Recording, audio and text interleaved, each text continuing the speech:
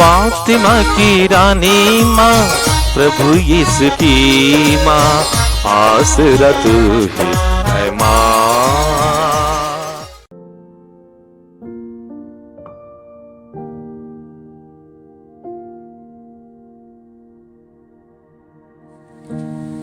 पहला पाठ न्यायकर्ताओं का ग्रंथ, अध्याय 11, पद संख्याएं 29 से 39 तक।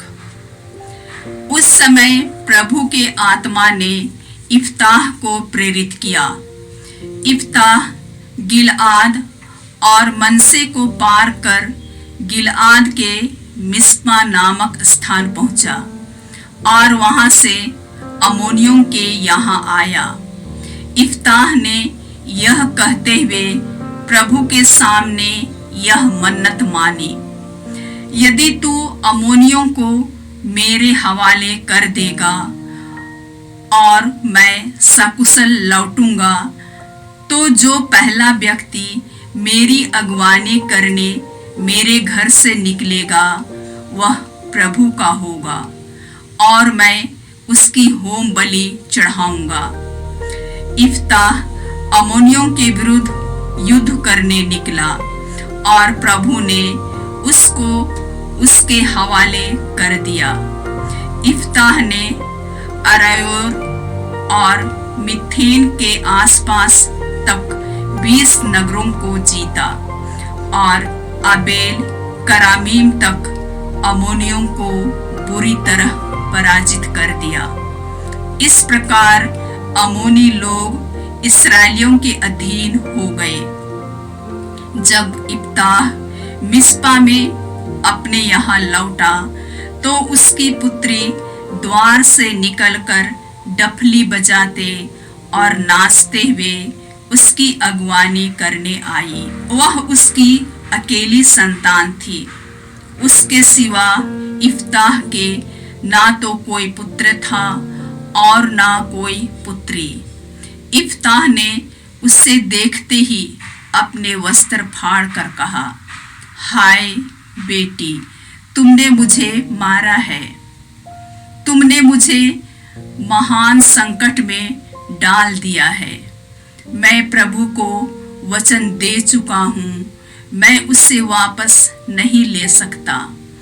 उसने उत्तर दिया, पिताजी, आप प्रभु को वचन दे चुके हैं, आप मेरे विषय में अपनी मन्नत पूरी कीजिए, क्योंकि प्रभु ने आपको अपने शत्रुओं से अम्मोनियों से बदला चुकाने का वरदान दिया है।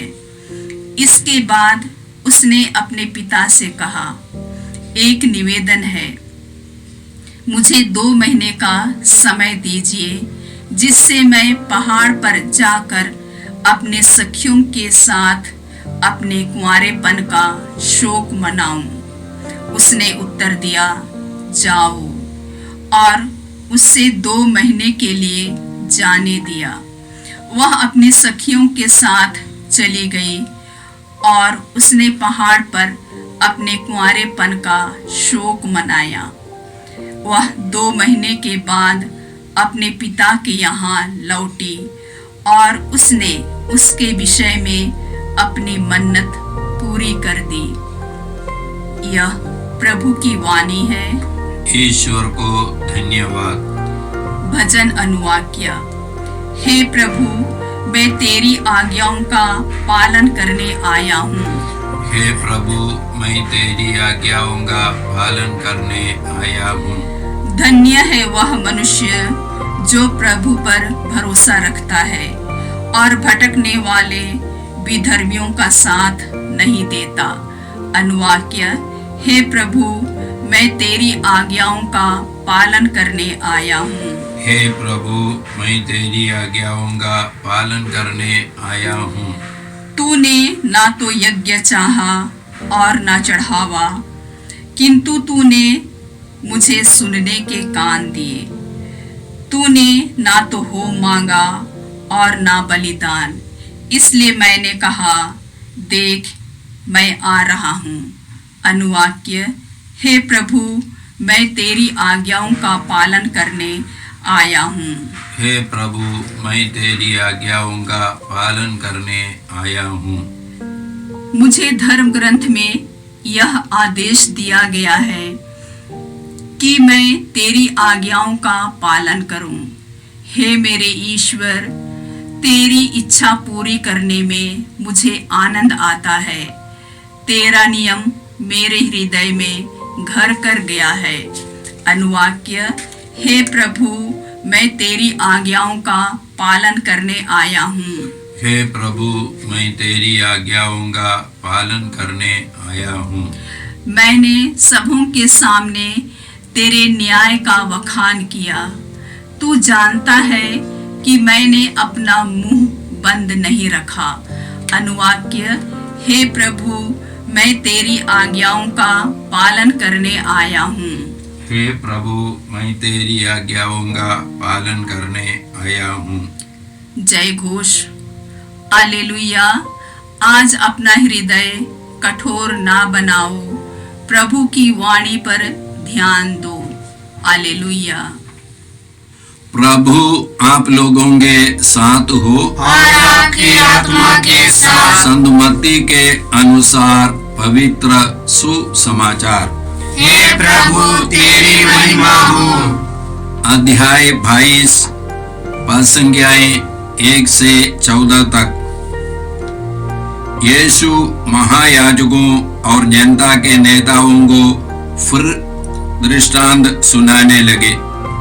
उन्होंने कहा, स्वर्ग का राज्य उस राजा के सदृश है जिसने अपने पुत्र के विवाह में भोज दिया।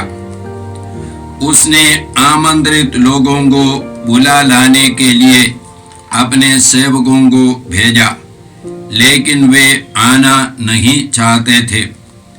राजा ने फिर दूसरे सेवकों को यह कहकर भेजा, अतिथियों से कह दो, देखिए मैंने अपने भोज की तैयारी कर ली है।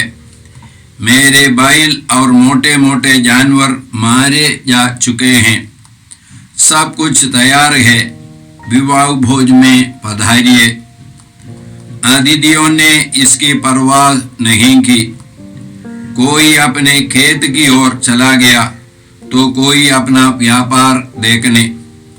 दूसरे अतिथियों ने राजा के सेवकों को पकड़कर उनका अपमान किया और उन्हें मार डाला। राजा को बहुत क्रोध हुआ। उसने अपनी सेना भेजकर उन हत्यारों का सर्वनाश किया और उनका नगर जला दिया। तब राजा ने अपने सेवकों से कहा, विवाह भोज की तैयारी तो हो चुकी है, किंतु अतिथि इसके योग्य नहीं ठहरे। इसलिए चौराहों पर जाओ और जितने भी लोग मिल जाए सबको विवाह भोज में बुला लाओ। सेवक सड़कों पर चले गए और भले बुरे जो भी मिले सबको बटोर कर ले आए और विवाह मंडप अतिथियों से भर गया। राजा अतिथियों को देखने आया तो वहां उसकी दृष्टि एक ऐसे मनुष्य पर पड़ी जो विवाहोत्सव के वस्त्र नहीं पहने थे।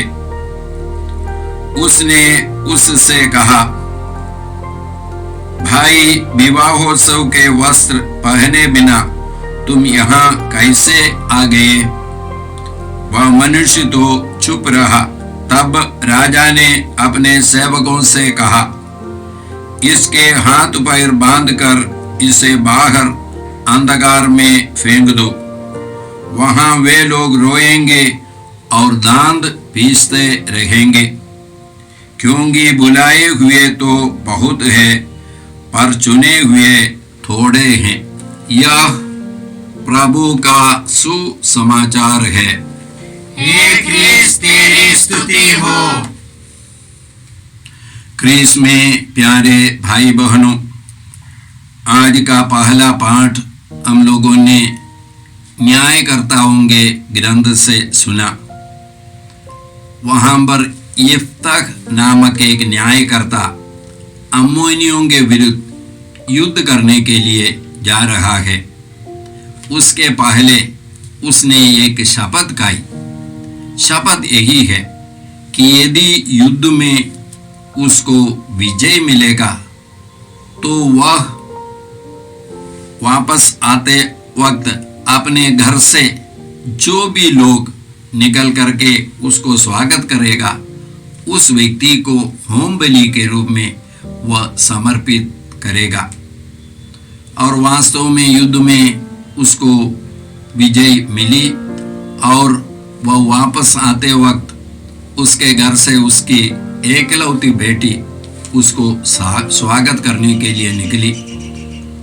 तब पिताजी को धक्का लगा।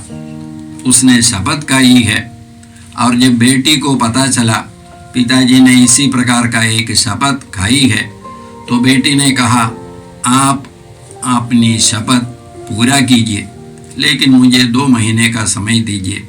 और वो 2 महीने के बाद उसने इस शपथ को पूरा किया। आज के ये पाठ हम लोगों को क्या शिक्षा देता है? कुरिन्थियों के नाम पौलुस के पहले पत्र के 10वां अध्याय के 11वां वाक्य में हम लोग इसी प्रकार पढ़ते हैं। वचन इसी प्रकार कहता है, पौलुस बोलते हैं, यह सब दृष्टांत के रूप में उन पर बीता। माने ये पुराने विधान की जितनी सारी घटनाएं हैं, यह सब दृष्टांत के रूप में, एक नमूने के रूप में उन पर बीता है और हमें चेतावनी देने के लिए लिखा गया है। और हमें चेतावनी देने के लिए लिखा गया है। तो आज के पाठ के द्वारा हम लोगों को क्या चेतावनी मिलती है? समय समय पर हमको शपथ नहीं खाना है। कुछ लोगों की आदत है, वे लोग समय समय पर शपथ खाते हैं। यीशु ने कहा शपथ आपको बिल्कुल खाना ही नहीं चाहिए। संत मत्ती के सुसमाचार के 5वां अध्याय के 33वां वाक्य में यीशु इसी प्रकार बोलते हैं, तुम लोगों ने यह भी सुना है कि पूर्वजों से कहा गया है, झूठी शपथ मत खाओ, प्रभु के सामने खाई हुई शपथ पूरी करो। परंतु मैं तुमसे कहता हूं, शपथ कभी नहीं खानी चाहिए। मैं तुमसे कहता हूं, शपथ कभी नहीं खानी चाहिए। 37वां वाक्य में, तुम्हारी बात इतनी हो, हाँ की हाँ, नहीं की नहीं। जो इससे अधिक है वह बुराई से उत्पन्न होता है। तो यीशु की शिक्षा है, हमको शपथ खानी नहीं चाहिए। यदि शपथ हम लोगों ने खाई है, उसको पूरा करना है। जैसे मैंने कहा, कुछ लोगों का आदत है समय समय पर शपथ खाते हैं। और क्यों हम लोग शपथ खाते हैं? क्योंकि हम लोग बहुधा झूठ बोलते हैं। इसलिए कम से कम यह बात जो अभी मैं लोगों के सामने रखता हूँ, वो शपथ खा करके रखता हूँ, ताकि लोग समझे ये झूठ नहीं है, ये सच है। इसका मतलब क्या है? हमको झूठ नहीं बोलना है। यदि हम लोगों ने पहले कोई शपथ खाई है और जिसको हम लोग पूरा कर नहीं सका है और शायद पूरा नहीं कर पाएंगे, ऐसा कोई बात है, तो पाप स्वीकार के अंतर्गत एक पुरोहित से जाकर के बोलना, और पुरोहित आपसे बोलेंगे क्या करना है और आपको एक आशीर्वाद देंगे और आप उस शपथ से मुक्ति प्राप्त करेंगे।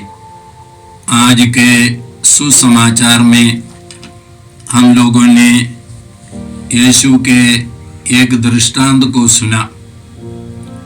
तो यीशु कहते हैं, ईश्वर का राज्य उस राजा के सदृश है जिसने अपने पुत्र के विवाहोत्सव में भोज की तैयारी की। जैसे आप लोग जानते हैं, संत मत्ती के सुसमाचार का मुख्य विषय ईश्वर का राज्य है। अभी यहाँ पर ईश्वर के राज्य के बारे में यीशु एक दृष्टांत बोलते हैं।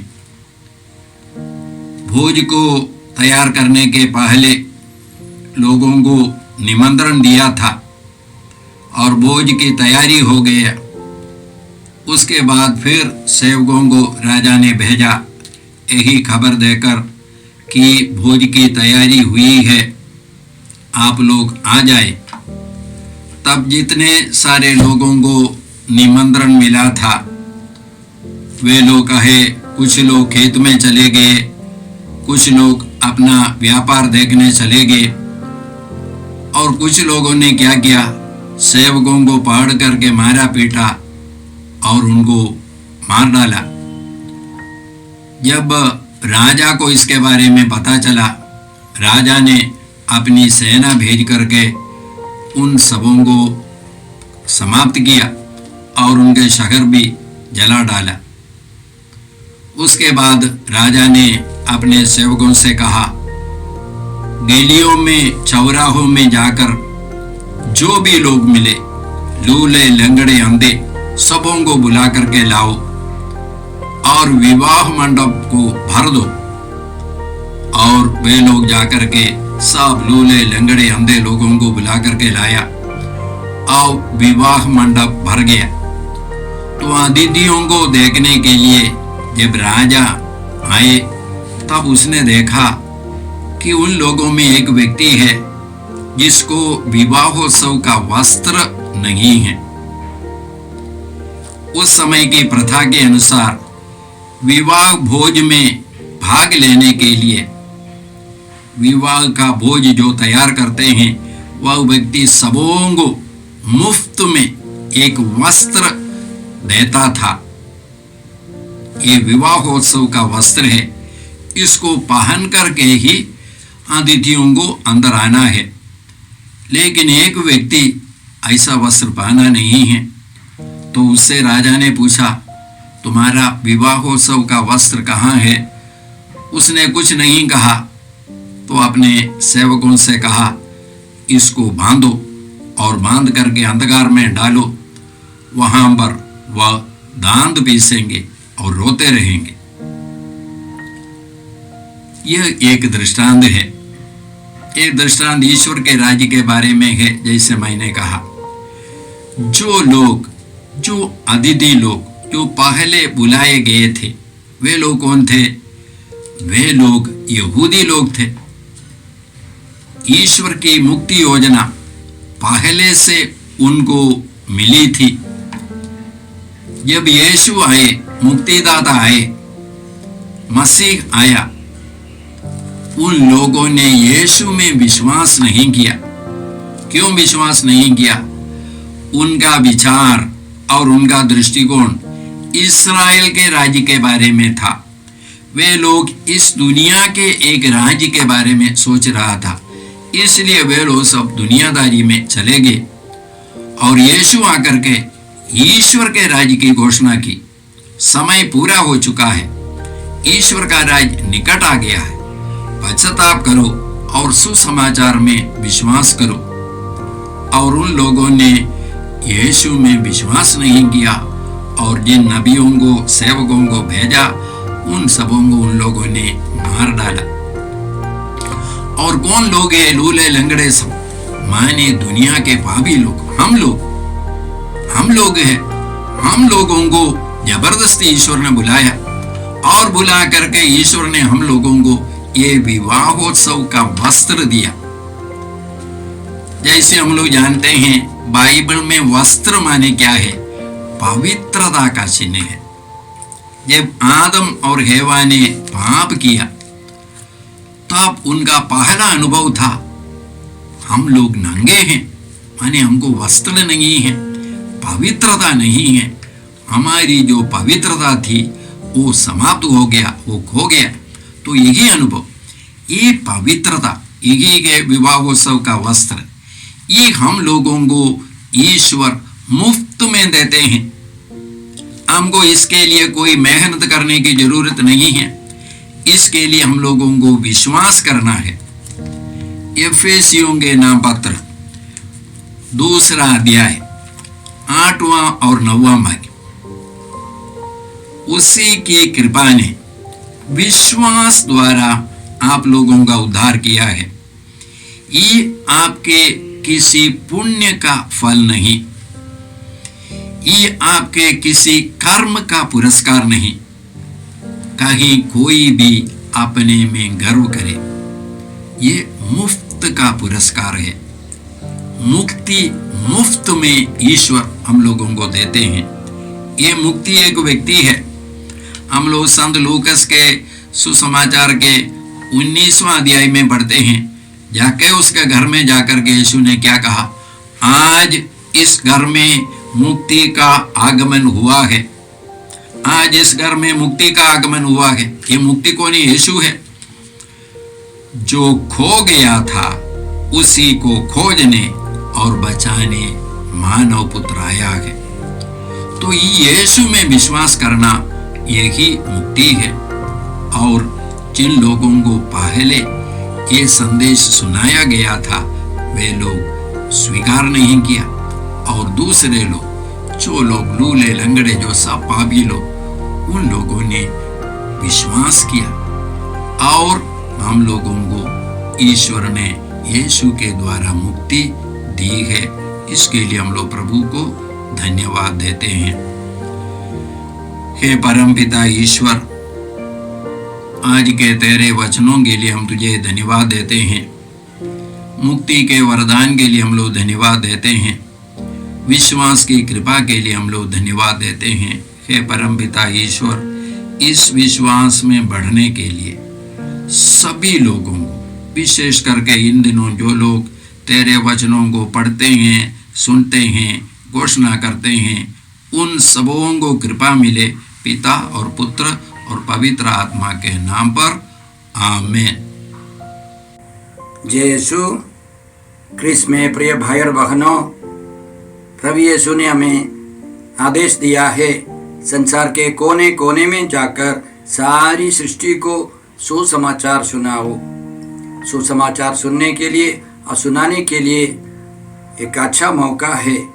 आप कृपया इस चैनल का सब्सक्राइब करें, लाइक करें, शेयर करें, बेल आइकन दबाएं, ताकि यहाँ की नई वीडियोस की सूचना आपको मिलती रहेगी। साथ साथ आप दूसरों को भी प्रेरणा दें इसका सब्सक्राइब करने के लिए। याद रखें, कल के मिसा के दैनिक पाठ और उस पर टिप्पणियाँ आज ही दोपहर के बाद हम लोग अपलोड करते हैं। कृपया आज ही उसको सुनकर कल की तैयारी करें। प्रभु यीशु आपको और आपके परिवार को 100 गुनी आशीष देंगे। जय यीशु।